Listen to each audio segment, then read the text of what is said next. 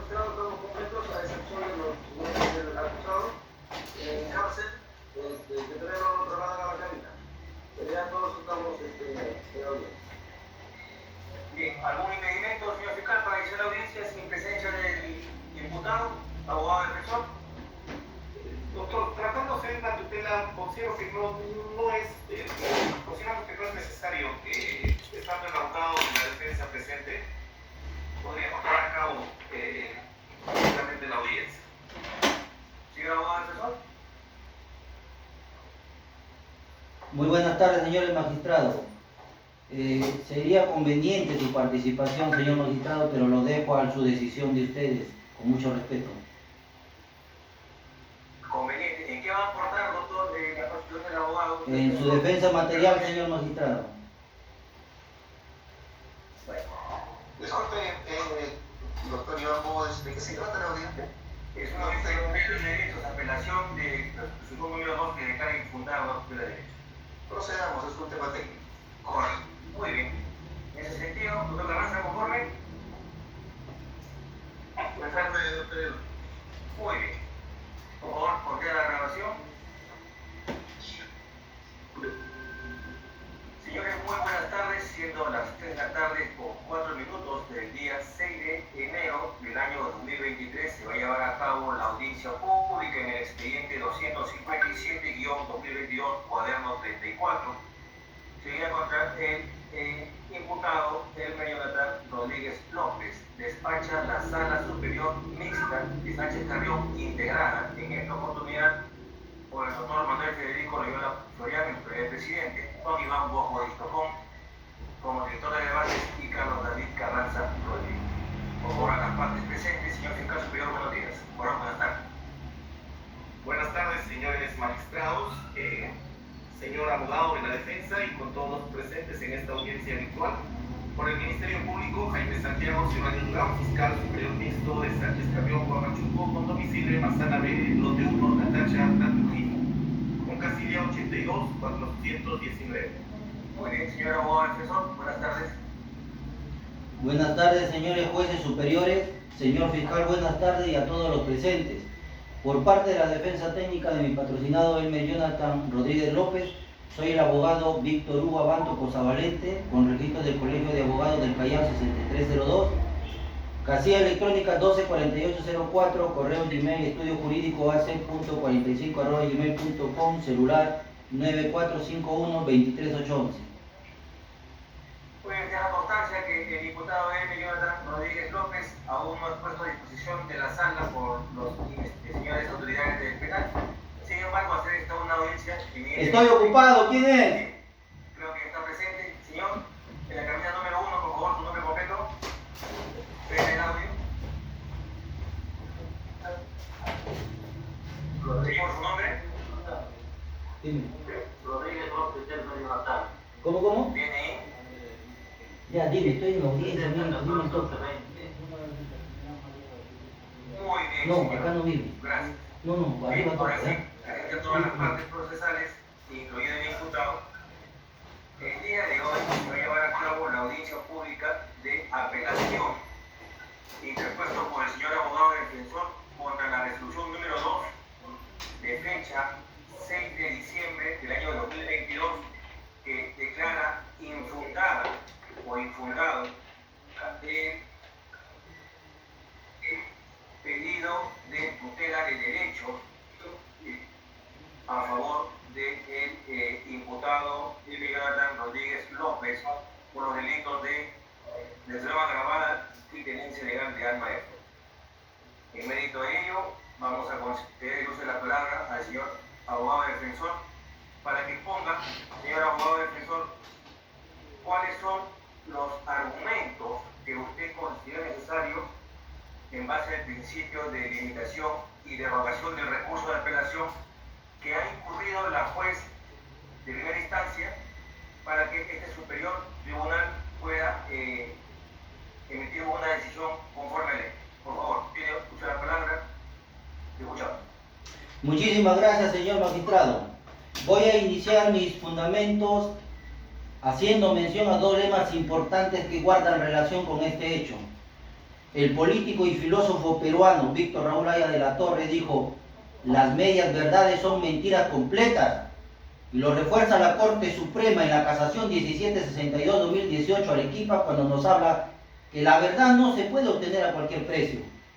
Señores magistrados superiores, nuestra pretensión impugnatoria es que se revoque la resolución número 2 de fecha 6 de diciembre del año 2022, que declara infundada nuestra tutela de derecho y por consecuente se declare fundada nuestro recurso de apelación.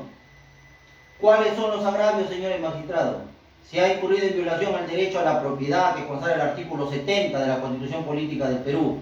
Violación al derecho a la defensa, consagrado en el artículo 139, inciso 14, del artículo 9 del título preliminar del Código Procesal Penal. Afectación a la violación al derecho a la legalidad, consagrado en el artículo 2, inciso 24e de la Constitución Política del Perú.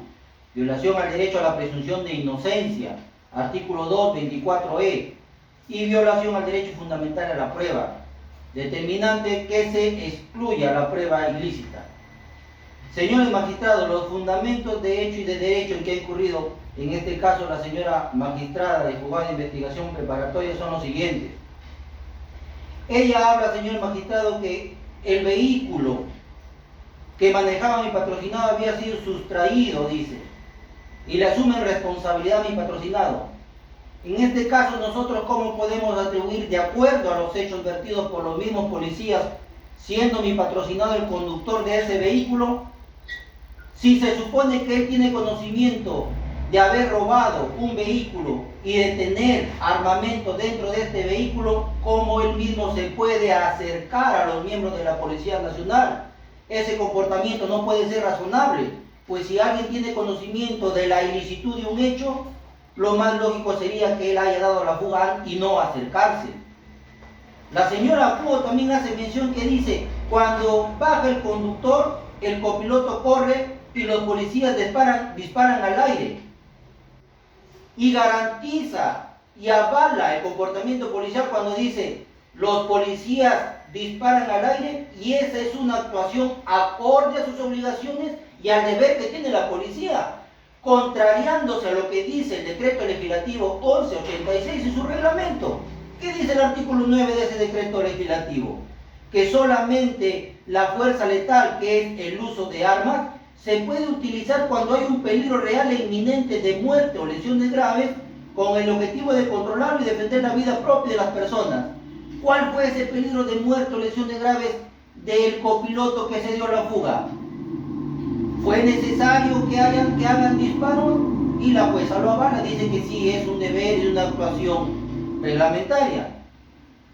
Otro de los considerandos de la resolución impugnada que nosotros fundamentamos, señores jueces superiores, dice: al observar el bulto, es parte de su función en revisar el vehículo y observar todo lo que puede resultar anómalo, anormal, extraño, raro. Para mi patrocinado, para que ingresen a revisar el bulto que se hallaba dentro del móvil de la camioneta, no se le indicó el derecho de exhibir ese bulto, no se le indicó el derecho de llamar a una persona de confianza que presencie la apertura de ese bulto. Hubo violación al derecho a la privacidad. Vulneró el artículo 202 del inciso 1 al 4 del Código Procesal Penal. La jueza dice: acá lo único que se tiene que ver es certeza y convicción. Para ella, certeza, todo lo que se puede ver a través de los sentidos, y convicción, lo que tiene cada juez, fiscal, abogado en tomar un caso. Entonces, ¿y cómo podemos nosotros determinar si ha cumplido con lo que exige el artículo 259 del Código Procesal Penal, que habla sobre la flagrancia y los tipos de flagrancia? ¿Qué ha dicho el Tribunal Constitucional y la Corte Suprema? Flagrancia es aquello que se está ejecutando de manera inmediata. Vio un bulto dentro de la camioneta, no pidió permiso, no respetó protocolo, no respetó procedimientos, invadió una propiedad ajena. Hablan también, señor magistrado, la CUO, y dice que para pedir la nulidad debe existir un acto de trascendencia, y en este acto, señor magistrado, le pido con mucho respeto que me autoricen con su debido permiso a mostrarles 2 videos de 30 segundos para que puedan evidenciar, por favor, un acto muy importante con relación a esta arbitraria e ilegal detención por parte de la policía.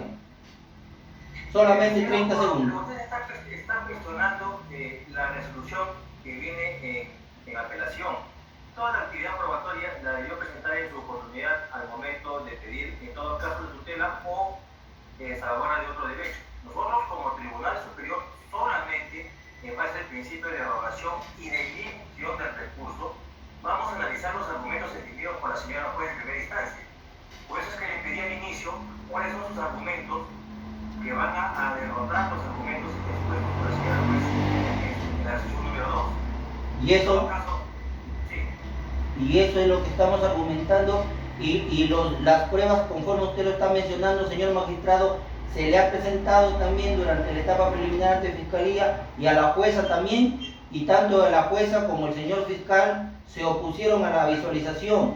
Y esta prueba que estamos nosotros tratando de que se visualice es para que se aclare la verdad, porque el derecho a la tutela es un derecho que consiste en controlar la legalidad del acto procesal, en este caso por parte del trabajo de la policía.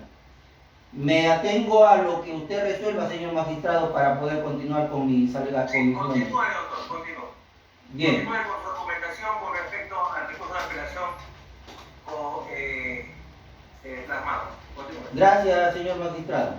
Asimismo, la CUO, señor magistrado, habla sobre que para que exista nulidad debe existir un acto de trascendencia. Dice: el actuar de la Policía Nacional desde el momento de la intervención, de una manera prácticamente amenazante contra mi patrocinado, cuando ya no pudieron detener al copiloto, que prácticamente es propietario de la camioneta, propietario de las pertenencias, entonces cogieron la responsabilidad contra mi patrocinado. Él no tiene ninguna relación de responsabilidad ni culpabilidad con el hecho actuado. Entonces no podemos ir contra lo que demanda la Constitución. ¿Qué es lo que dice? Nadie debe ser víctima de violencia moral, psíquica o física, ni sometido a tortura, conforme ellos han procedido contra mi patrocinado en este acto. En la detención, en el traslado en la camioneta cuando la llevan a la comisaría, incluso, señor magistrado, en la misma comisaría han cometido actos extorsivos, pidiéndole a sus familiares sumas de dinero para que él pueda ser dejado en libertad. Si la misma norma exige que cuando hay el conocimiento de la comisión de un delito, inmediatamente se pone al contacto de la Fiscalía. ¿Cuál es el tiempo que duró para que pongan contacto de la Fiscalía? Pasó. En ese sentido, señor magistrado, en el punto 6 también manifiesta la señora Cuo: existen, dice, 2 armas de fuego y por eso el fiscal pidió prisión preventiva. En esta prisión preventiva es cierto que mi patrocinado fue asesorado por un abogado, pero un abogado de oficio que ni siquiera objetó el peligrosismo procesal. Hubo una defensa ineficaz. Habiendo existido arraigo familiar, domiciliario, lo que simplemente hizo el abogado de oficio defensor, aceptar los meses de prisión que se le entabló a mi patrocinado. Por ello, el Tribunal Constitucional, señor magistrado, en el expediente 2054-2017, en el fundamento 73, que menciona: el hecho de que se hayan encontrado objetos que podrían configurar la comisión de un delito no convierte una acción ilegal en legal. Y en el fundamento 74 dice: queda claro que se dictó la resolución judicial que dispone de la prisión preventiva sin que el órgano jurisdiccional haya hecho un control de la legalidad. Y ese control de la legalidad está amparado por normas, por organismos internacionales, como es el Pacto Internacional de Derechos Civiles y Políticos en el artículo 9.4 y la Convención Americana de Derechos Humanos en el artículo 7.6. Debió hacerse un control de la legalidad y eso mismo le exige al Ministerio Público a través del Decreto Legislativo 052. ¿Qué dice? Es el responsable de controlar la legalidad. Habla también, señor magistrado, si por miedo a los disparos el imputado ha corrido, en su oportunidad se debió realizar una pericia balística para probar, dice la CUO. Acá pone en duda si se disparó o no se disparó. Así, se contradice en el punto anterior cuando ella avala que es un deber de la policía. Habla también, señor magistrado, dice: para pretender anular por miedo o temor al imputado solamente es un acto valorativo de la defensa. Entonces no se puede acreditar hechos ilícitos, objetos ilícitos hallados cuando lo que estamos nosotros objetando en este sentido es una resolución prácticamente inmotivada que no da de acuerdo a los hechos. Para terminar, señor magistrado, existe jurisprudencia. La doctora Ana María Fernández Jauregui, fiscal de tráfico ilícito de droga de Trujillo, a través de una investigación de un caso parecido a esto, que concluye, no formaliza la investigación preparatoria en el caso 334.022, que dice: no, el Ministerio Público no puede avalar intervenciones ilícitas por cuanto vulnera las garantías constitucionales. Entonces esta intervención ilícita se convierte en una prueba prohibida. Ampara el artículo 8, numeral 2 del título preliminar del Código Procesal Penal. Carecen de efecto legal las pruebas obtenidas directa e indirectamente con violación al contenido esencial de los derechos fundamentales de la persona. La Declaración Universal de los Derechos Humanos en su artículo 12. El Pacto Internacional de Derechos Civiles y Políticos en su artículo 17. La Convención Americana de Derechos Humanos, Pacto de San José, en el artículo 11.2. Y el Tribunal Constitucional en el expediente 1341-2014, fundamento 6, que dice, concuerdan: nadie puede ser objeto de injerencias arbitrarias o abusivas en su vida privada, en la de su familia, en su domicilio o en su correspondencia. Nosotros vemos que el derecho a la verdad debe ser amparado por Fiscalía y por los juzgados. Por eso que la Corte Suprema, señores jueces superiores, dice en el recurso de casación 998-2021 Arequipa, que el derecho a la verdad no significa alinear los hechos a la hipótesis propositiva de quien invoca la verdad.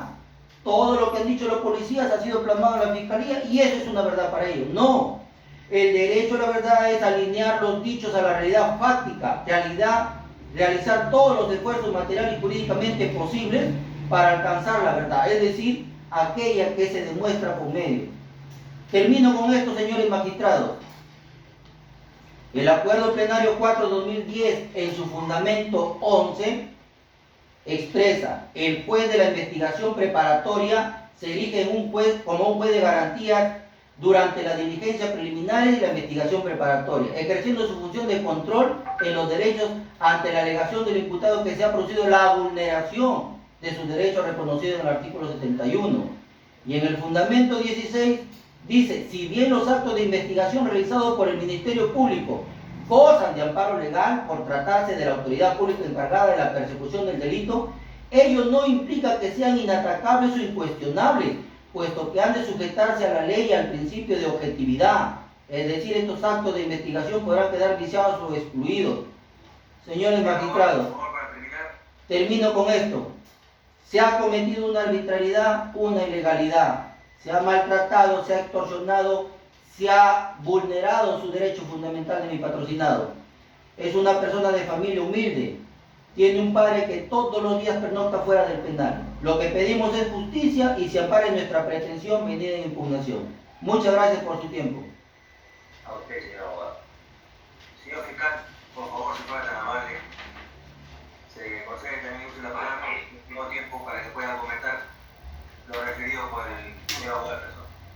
Bien, doctor, estoy compartiendo diapositivas para esclarecer mejor el caso.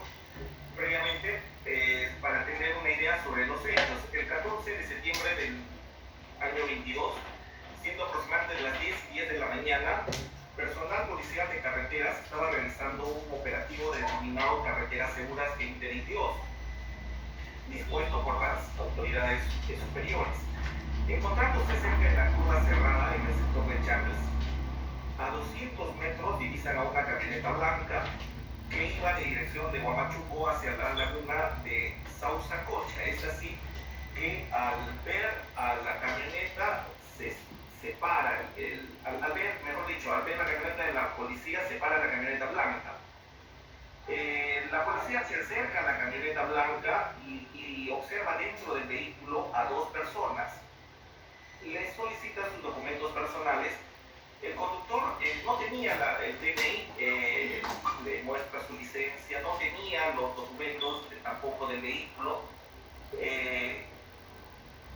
Y el otro señor tampoco tenía documentos y le enseñó con su celular pues, la copia de su DNI. Y lo que les pareció extraño a los efectivos policiales es que dicho vehículo estaba circulando con placas de color blanco y ese vehículo es un vehículo de carga y por ende tenía que tener placas de color amarillo. Entonces le dice, ¿y usted por qué tiene placas blancas? Y bueno, dio una justificación porque se había peleado con su esposa o algo así. En realidad, posteriormente se determinó que ese vehículo era robado. Entonces, mientras estaban revisando los DNIs, el oficial de tercera, Sánchez Rivera, observa que dentro del vehículo, debajo del asiento del conductor, había un morral de color negro, y le pregunta qué es ello. Entonces el chofer se puso nervioso, para lo cual el policía le pidió para ver el morral, y es ahí que cuando abren el morral y encuentran dos armas de fuego, a lo que el policía dice, tienen fierros. Frente a esa situación, el copiloto estaba... Estoy en audiencia, deme 5 minutos, estoy en audiencia, espérenme ahí un ratito. Se va hacia el barranco, los efectivos policiales lo siguen, se internan hacia el barranco y el chofer, de igual forma, aprovechándose que solamente se quedó uno de los efectivos policiales, también se da la fuga. Entonces el chofer corre, caen al suelo, se llenan de barro y empieza, incluso el policía termina con la mano herida y es incluso un civil que estaba por allí, lo ayudan al PNP Solano y bueno, efectivamente logran reducir al señor que está aquí presente. Los otros efectivos policiales vieron a la zona y no pudieron ubicarlo al copiloto, pues así que suben y los encuentran pues todos llenos de barro y bueno, continuaron con la diligencia y al revisar la guantera encontraron 2 cajas de municiones.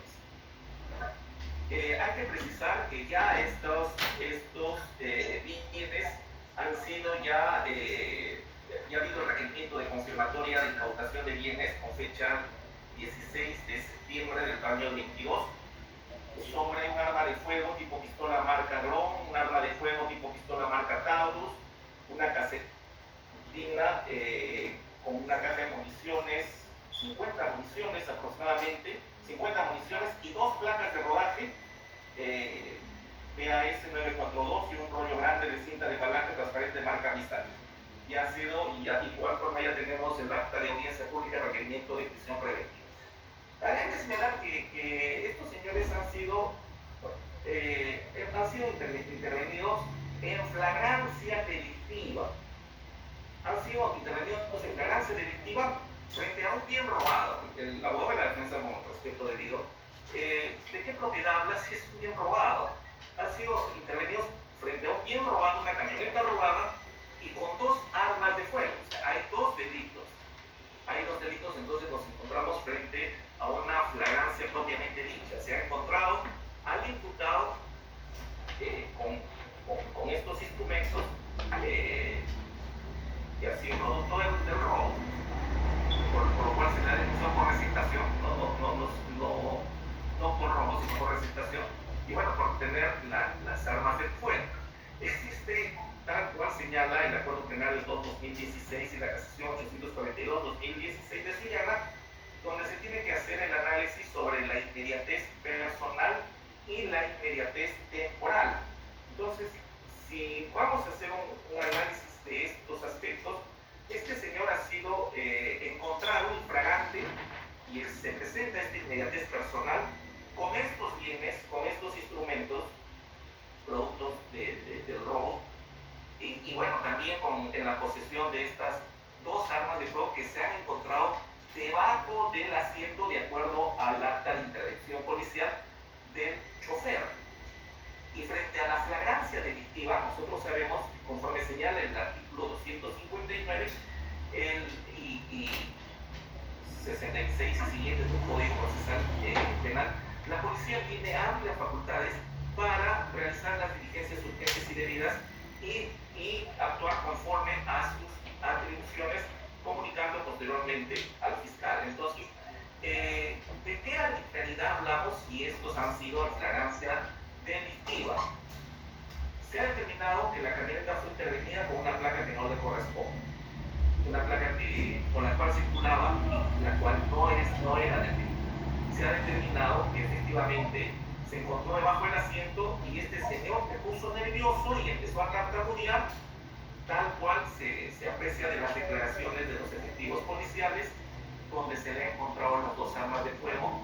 Y bueno, según señala nuestra norma del artículo 279, digo que se produce la flagrancia delictiva temporal y personal de la tenencia de ilegal de armas de fuego. Ahora, en cuanto a los disparos, se dieron a la fuga indistintamente, primero el copiloto y posteriormente esta persona, pero fueron tiros al aire de alguna forma para intimidarlos. Pero según el reconocimiento médico legal, no hay ningún tipo de lesión ni nada que tengan estas personas producto de esto. O sea, no ha habido ningún exceso o abuso. Lo que sí ha habido por el tema que efectivamente el efectivo policial fulano, conjuntamente con el imputado, pues en el afán de querer escapar, pues se cayeron al barro y bueno, esas lesiones leves que se han producido al momento de la caída. Ahora, cuando hablamos del acta de intervención, habría que señalar si existe alguna de las causales del artículo 120 para ver si hay alguna causal que anule o que sea causal nulificante o que sea una causal de nulidad en cuanto a esta. No existe. Lo que sí, repito, estamos frente a una flagrancia. Y como bien ha señalado la señora juez, la policía tiene dentro de sus facultades efectivamente realizar estas diligencias conforme señala ampliamente el Código Procesal Civil en cuanto a la restricción de derechos y puede realizar los operativos pertinentes, como en este caso se ha dado, para poder determinar, por ejemplo, para el tráfico ilícito de drogas y en el caso de autos, frente a un vehículo que tiene una placa que no le corresponde a ese tipo de vehículo, en todo caso tenía que intervenir, o sea, un vehículo con una placa que le corresponde otra placa, pues en todo caso tenía que aclararse esa situación. Por ende, y luego el encontrar las armas de fuego, pues no hay vulneración de ningún derecho tal cual alega el abogado de la defensa. Por ende, las actuaciones de la Policía Nacional han sido impecables y conforme a ley. Tal es así como he manifestado hace un momento, existe la confirmatoria y también se ha otorgado la prisión preventiva como corresponde al señor por la comisión de estos delitos. Entonces, consideramos que frente a este caso no corresponde amparar la tutela de derechos, sino por el contrario, confirmar la resolución medida en la ley. He concluido. Gracias, señor fiscal. Bien, en el penal, por favor, el señor Elmer, ¿desea decir algo?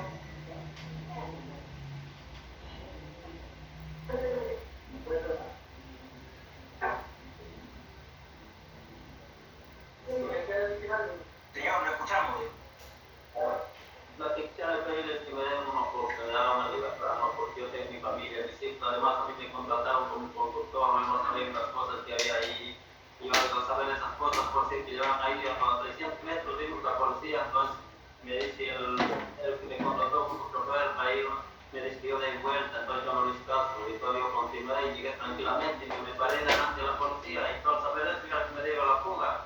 Yo llegué, me paré y me piden documentos, ver documentos, el carro y todo, y entonces al momento de eso, la intervención que iba y empezó el copiloto que iba a importar, una lleva el morral y que la tiro, lleva en el pecho, cuando me lo ve la policía llegando, lo pone que atrás de mi asiento, lo atado yo con el asiento, y cuando llegamos a servir, y yo me empezaba a tartamudear, yo no doy mis documentos, entonces conforme fueron, y entonces la policía retoma, lo dice al otro interno que lo intervenga, lo revisa documentos al copiloto, y el copiloto te da la fuga, entonces yo no era mi intención por él, yo estaba tranquilo ahí cuando dispararon, y ahí me espanté y fue sin querer y me quiero dar la fuga porque pensé que de repente me van a matar, porque yo nunca he estado acostumbrado a ese tipo de armas, ni tampoco utilizar ninguna cosa, yo soy una persona que me gusta trabajar, respetar estas cosas. Muy bien, señor. Gracias. Bien, por favor, el tribunal se va a tomar un proceso para poder debatir. Por favor, esperen conectados un momento. Gracias.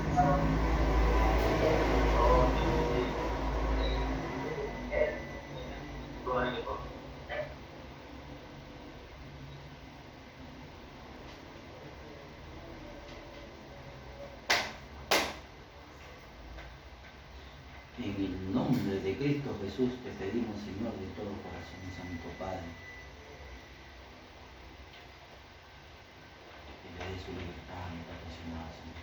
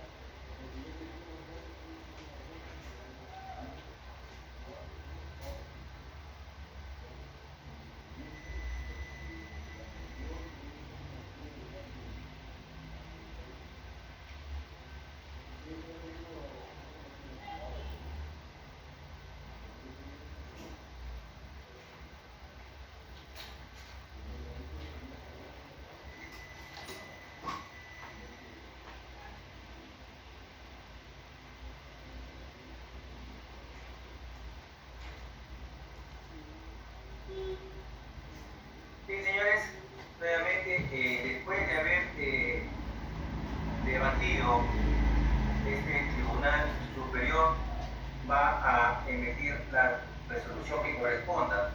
Ya el señor asistente en el acta dará constancia del número de la resolución, vistos y oídos, ¿no?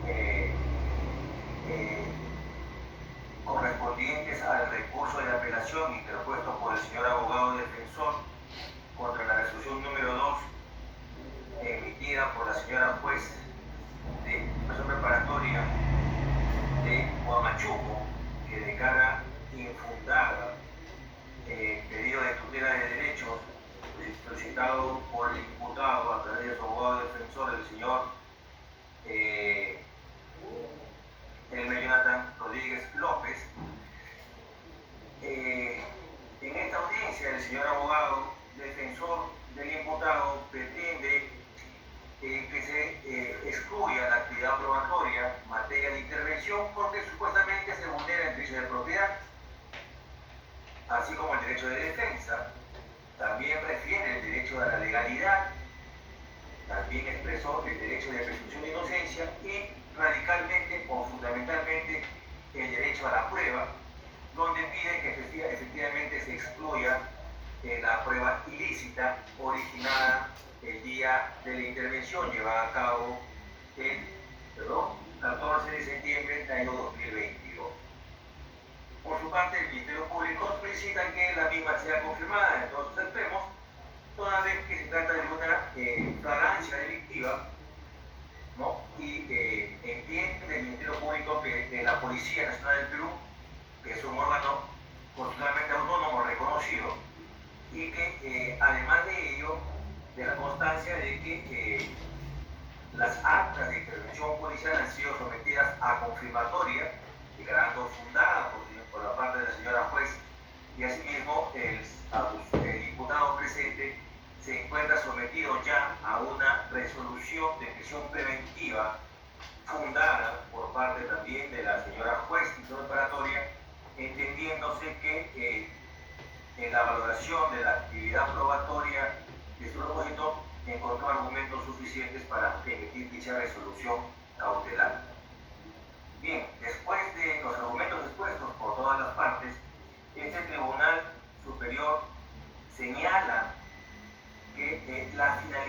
esencial de la audiencia o de la tutela es la protección, resguardo y por consiguiente efectividad de los derechos del imputado reconocidos por la Constitución Política del Estado y las leyes. Es por ello que el juez de instrucción preparatoria,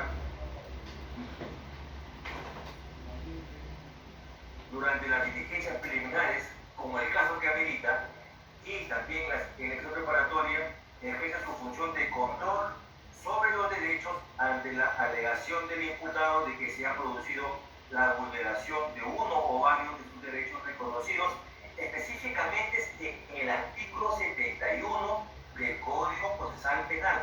No hay que perder de vista que el pedido de tutela de derechos es residual, es decir, que de encontrar otra vía igualmente satisfactoria, la defensa debería concurrir a dicha instancia, como por ejemplo podría haber sido habeas corpus o de otro pedido similar, ¿correcto? Por tanto, estos derechos reconocidos en el artículo 71 del Código Procesal Penal responsabiliza al fiscal, a la policía, en caso de existir algún agravio, ¿no? En otras palabras, la finalidad esencial consiste en que el juez determine desde la instancia y la actuación de las partes la vulneración del derecho o garantía constitucional que le asiste al imputado. Por ello que en existir dicha vulneración de manera flagrante, real y efectiva, el juez debe evidentemente corregir, reparar y proteger al imputado en el caso concreto.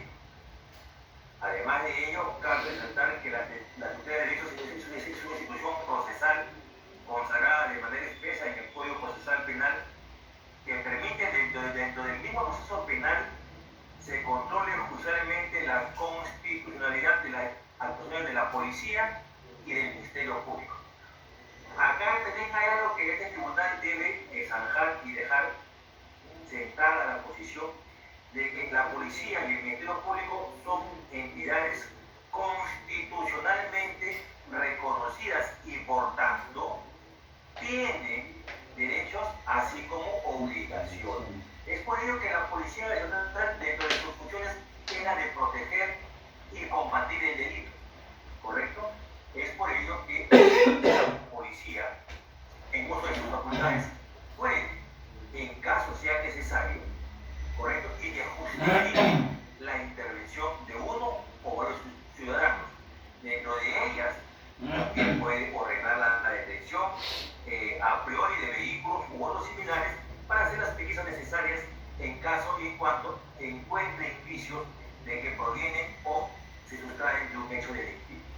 Bien, con respecto al caso concreto, creo que el acuerdo plenario 04 del 2010 es claro en señalar que los derechos que protege la tutela es obviamente que cuente con un abogado defensor. Si bien es cierto, el abogado en esta audiencia refiere que contó con un abogado público y que supuestamente, entre comillas, hay una vulneración del derecho de defensa porque un abogado ineficaz, este tribunal entiende que eso debe hacerlo o debe pedirlo o en todo caso, teniendo en cuenta que es una audiencia de tutela de carácter residual, hágalo como corresponde conforme a ley. También otro derecho que tiene el imputado es conocer los cargos, conocer el motivo de su detención, que se le exprese el motivo de su detención, que se le otorgue el derecho a contar con un abogado, que pueda hacer una llamada, que sea revisado o en todo caso entrevistado por un médico legista a fin de acreditar de que efectivamente no haya sido vulnerado o que se vulnere sus derechos de intangibilidad en su salud. Esos derechos se encuentran consagrados en el artículo 71 del Código Procesal Penal. Y es ahí donde la tutela de derechos se dirige de manera clara e inequívoca para proteger esos derechos. Bien, el abogado defensor sostiene que se ha vulnerado el derecho de propiedad, de defensa, legalidad, presunción de inocencia. Estos derechos Si bien es cierto, podríamos decir que son continentes en el sentido de que contienen otros derechos, pero a priori no entiende el tribunal de qué manera se podría violentar este derecho, toda vez que ha contado con un abogado defensor desde el momento o posteriormente desde que la policía puso en conocimiento al Ministerio Público. Si bien es cierto que el derecho a la prueba, como bien hace mención el señor abogado defensor, es un derecho constitucional que proviene evidentemente del derecho al debido proceso, y este expresa de que todo ciudadano tiene el derecho de presentar las pruebas. En este caso, las pruebas han sido presentadas en su contra y él tiene el derecho de contradecir la actividad probatoria, pero la contradicción de esta actividad probatoria tiene que estar encaminada, como bien se ha hecho mención, específicamente conforme al artículo 71 del Código Procesal Penal. Además de ello, este tribunal encuentra que se trata de un caso de flagrancia delictiva, y como bien ha dicho el señor fiscal, el vehículo, conforme se ha narrado de los hechos, se encontraba con placas diferentes al vehículo que correspondía. El simple hecho de contar con esta deficiencia en las características de un vehículo permitía a la Policía Nacional hacer las pesquisas y ordenar a priori la identificación de los ocupantes del vehículo.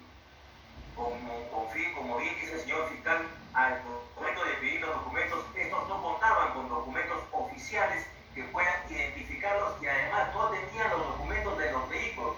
¿De qué manera es que se podría vulnerar el derecho de propiedad conforme alega el abogado defensor?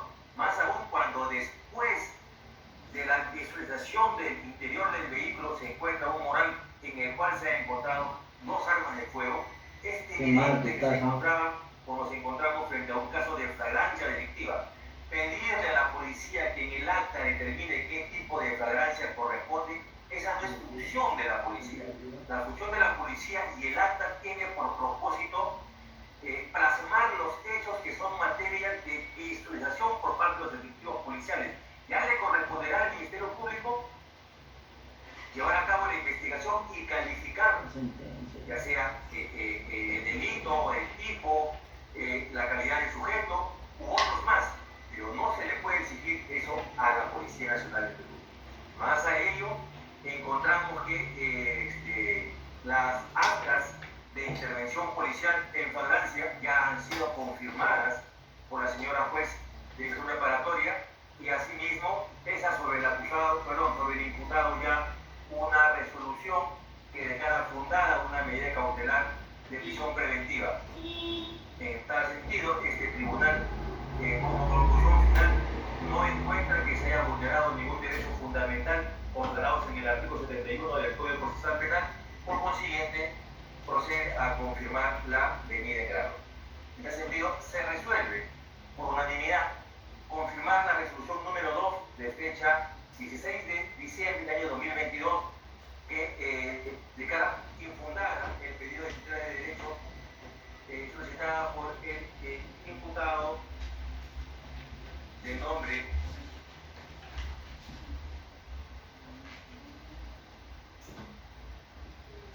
Elmer Jonathan Rodríguez López por los delitos de destrucción agravada y tenencia ilegal de arma de fuego. Bien, expedida la resolución, se da por terminada a la instancia respectiva. Señores abogados, cualquier pedido de actas o de audios a través de la Secretaría o del señor asistente de audiencia. Por lo que se da por terminada, señores, la presente audiencia. Muchas gracias. Buenas tardes. Buenas tardes, hasta luego. Buenas tardes.